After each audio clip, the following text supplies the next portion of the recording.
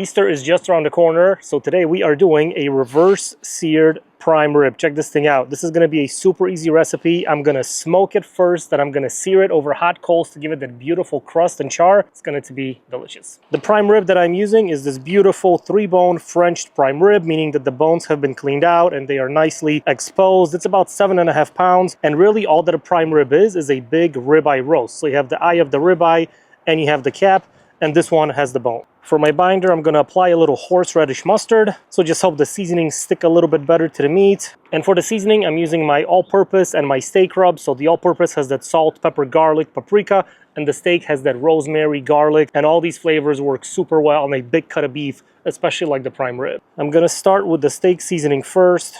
Nice thick coat, because this is a large cut of meat. It can definitely take it. Just be sure to season on all sides. Pat that in.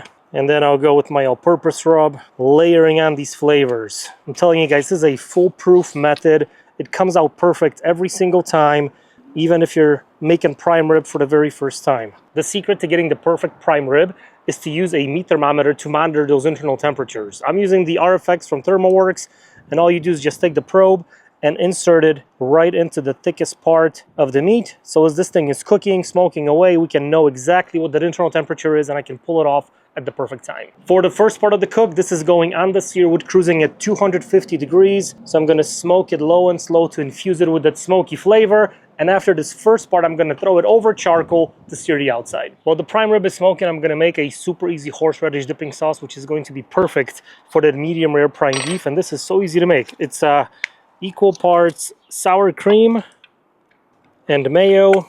And the secret ingredient is this freshly grated prepared horseradish. Now, depending on how spicy you like it, you can add 1 or 2 tablespoons. I'm gonna go with about 2 of them, and a splash of apple cider vinegar. And you give this a mix. You can also add some fresh chives, maybe some freshly cracked black pepper, but this is a really good base for a horseradish sauce.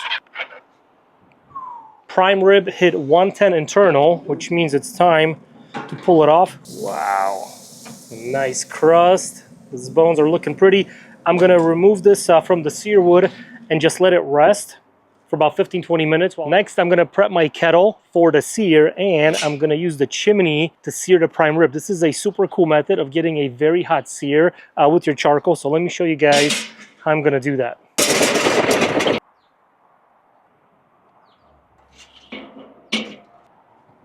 Now when this charcoal gets super hot, I'm gonna put my prime rib right on this grate, and it's gonna create a beautiful crust and sear on all sides.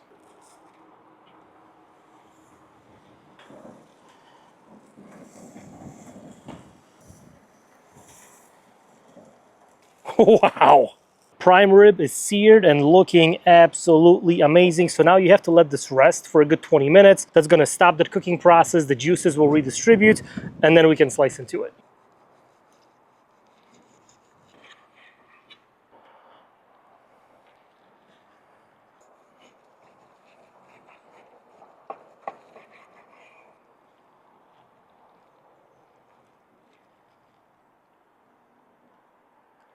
This right here is probably as good as you can get on a prime rib. Beautiful color right here in the eye, and then the spinalis is nice and medium rare.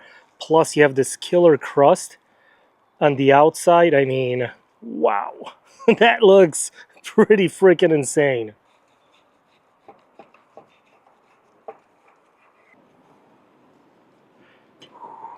All right, let's go for a bite right here. Add a little bit of our horseradish.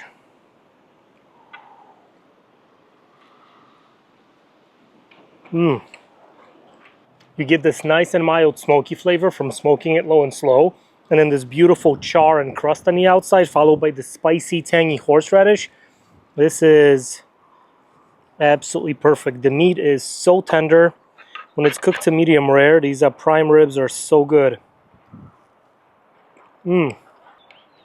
Wow. If you're cooking for Easter this year, skip the ham and make one of these, because this is so freaking delicious. Hit that subscribe button, and I'll see you guys tomorrow. Oh yeah.